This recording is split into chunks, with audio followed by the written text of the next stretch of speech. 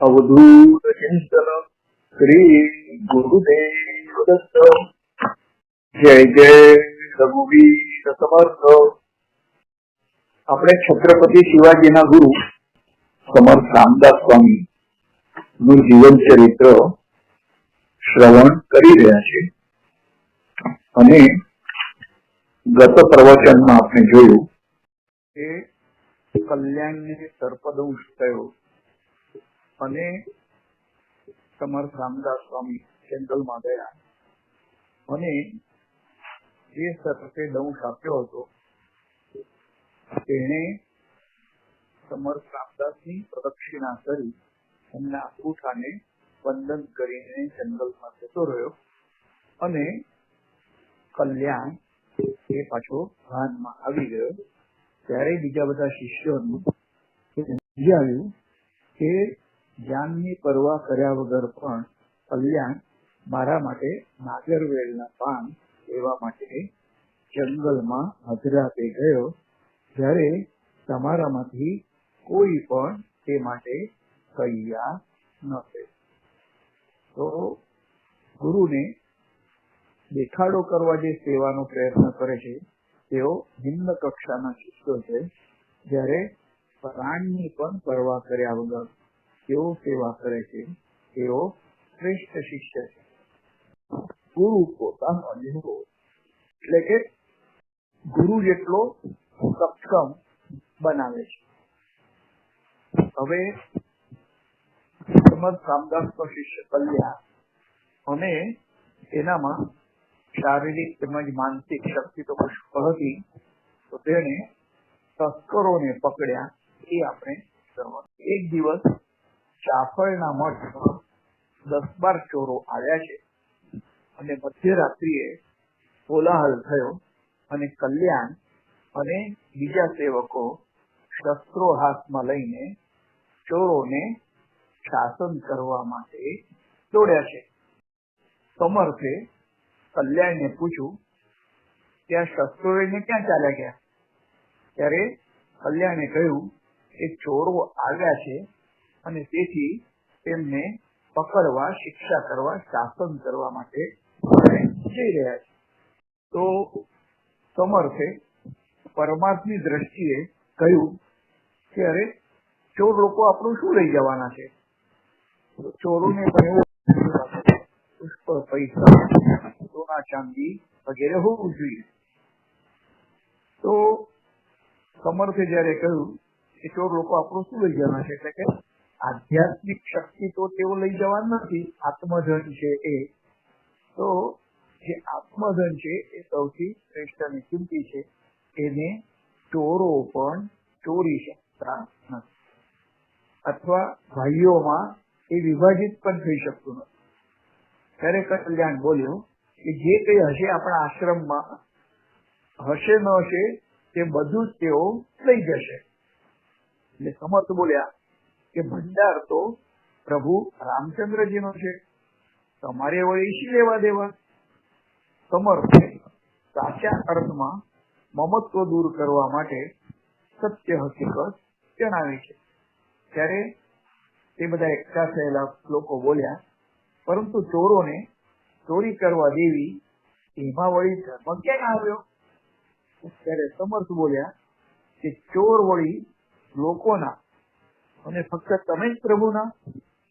ચોરો પણ પ્રભુના છે, આથી તમે કશી ખટપટ કરશો નહીં. ચોરોએ જોઈતી સામગ્રી ભેગી કરી અને જવા નીકળ્યા છે. ત્યારે કલ્યાણ કહે કે બીજાની સંપત્તિ ઉઠાવવી જવી અને તે પણ ભગવાનની અથવા કોઈ મઠ કે આશ્રમની ધર્મ ક્યાં આવ્યો છે? બોલ્યા કે તેઓ બિચારા ઉદર નિર્વાહ માટે આ બધું કરે છે નહીં, ચોરી. ભગવાનને બધા જીવો સરખા છે. ત્યારે કલ્યાણ કહે કે આ બાબતમાં મારે તમારી સાથે બોલવું છે, પણ કેવી રીતે બોલવું?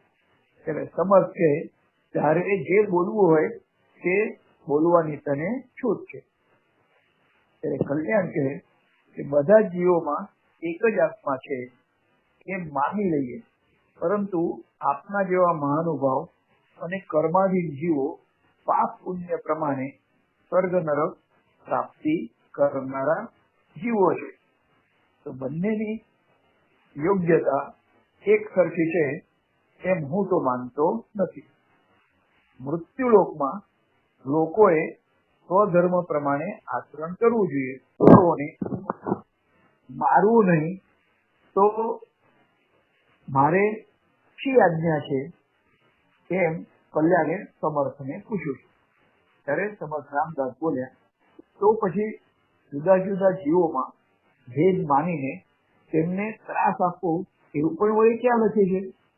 ત્યારે કલ્યાણ પૂછે છે કે મહારાજ, ત્યારે કરવા જેવા કર્મ અને ત્યાજ્ય કર્મ એવા ભેદ શાસ્ત્રોમાં નથી.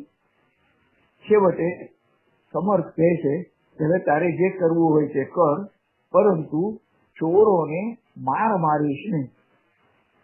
એટલે કે તું પકડી શકે છે એમને, પણ એમને લાકડીથી કે શસ્ત્રથી મારવાનો નહીં, પ્રહાર નહીં કરે. કલ્યાણ એક જાંબુડાના ઝાડની મોટી ડાળી તોડી લાવ્યો અને ચોરોની પાછળ પડે છે. નજીક આવતા જ તેને પડકાર કર્યો અને ત્યાં જ ઉભા રહેવા માટે જણાવે. ચોરો શબ્દ થઈને ભયભીત થઈ ગયા અને કલ્યાણે બધા ચોરોને ભેગા કર્યા. તેમની આજુબાજુ એક વર્તુળાકાર લીટી દોરી અને જણાવ્યું કે લીટીની બહાર જે જશે તેને કડક શાસન થશે. આમ કહીને કલ્યાણ મઠમાં પાછા આવ્યા છે. કલ્યાણે મઠમાં આવી સેવકોને ભેગા કર્યા અને ચોરો પાસેથી બધું જ દ્રવ્ય પાછું લાવવા માટે કહ્યું છે.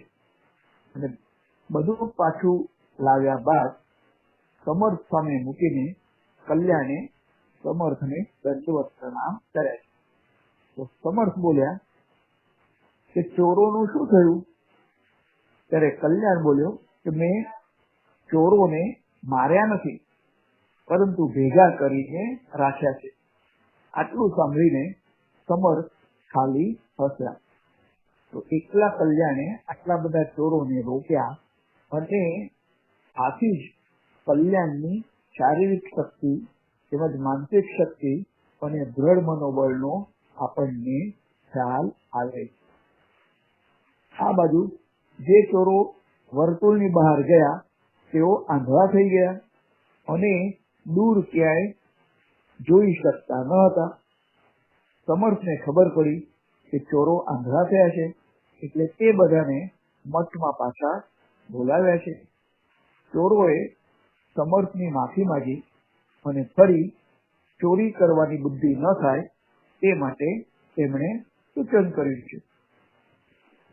સમર્થે તથાસ્તુ કહ્યું અને તે બધાને રામજીનો પ્રસાદ પણ આપ્યો છે.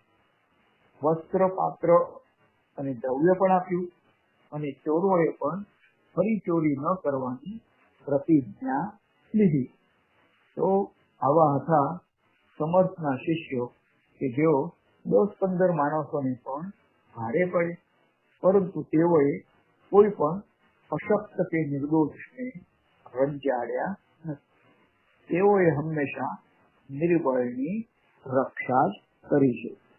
એક તો શાસ્ત્રોમાં લખ્યું છે કે ચોરી કરવી એ પાપ છે, એટલે એના માટે આપણે એમ ના કહી શકીએ ભાઈ કે ચોરી કરે તો કોઈ વાંધો નહીં. અને આવા ઘણા કિસ્સા સંત પુરુષોના જીવનમાં બન્યા છે. કરાણીકર મહારાજ જે ઇન્દોરના હતા, તો એમના ઘર અને મંદિર સાથે જ હતું, તો તેમાં પણ રાત્રે ચોરો ઘૂસ્યા છે અને એમને અવાજ આવ્યો એટલે તેમણે પૂછ્યું કે કોણ છે? તો ચોરોએ બધા વાસણ કુસણ એકઠા કર્યા હતા અને આ પડકાર સાંભળીને તેઓ નાસી જવા માંગતા હતા, પરંતુ તેમની દ્રષ્ટિ એ જતી રહી અને તેમને કશું પણ દેખાયું નહીં. અને પછી તેઓ કરગરવા લાગ્યા કે કૃપા કરીને અમારી દ્રષ્ટિ જતી રહી છે, તો અમને દ્રષ્ટિ તમે પાછી આપો.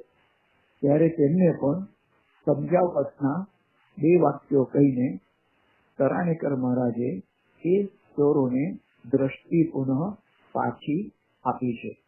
આમ તો નારેશ્વરના રંગોદૂત મહારાજ અને આશ્રમમાં ઘણા બધા ભક્તો એકઠા થતા હતા અને એવો જ કોઈ ચોર કે ત્યાંથી મધરાતે કાં તો ભક્તોની કાં તો પછી આશ્રમની વસ્તુઓ ચોરીને લઈ જતો હતો.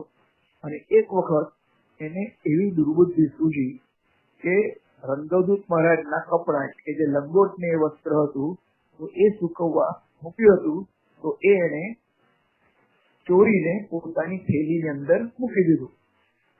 તો થોડી જ વારમાં એ સેવા કરનારા બચુભાઈ એટલે કે પ્રેમ અવધૂતજી હતા અને એમણે એ બાપજીના રંગોદૂત મહારાજના વસ્ત્રો સુકવવા મૂક્યા હતા અને ન દેખાયા એટલે એમને લાગ્યું કે કોક બીજા સેવકે સુકાઈ ગયા હશે એટલે અંદર લીધા હશે.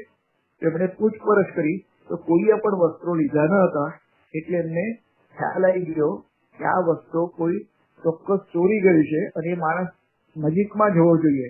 અને એ રીતથી મનુષ્યની ચાલ જોઈને એમણે એ ચોરને પકડ્યો છે. એની થેલીમાં બાપજીના વસ્ત્રો હતા. બાપજીના વસ્ત્રો કે બજારમાં વેચાય નહીં, એના કઈ પૈસા પણ ઉભ્યા નહીં, છતાં પણ ચોરને આવી દુર્બુદ્ધિ સૂજી છે. પછી તો લોકો બધા એને મારવા લાગ્યા.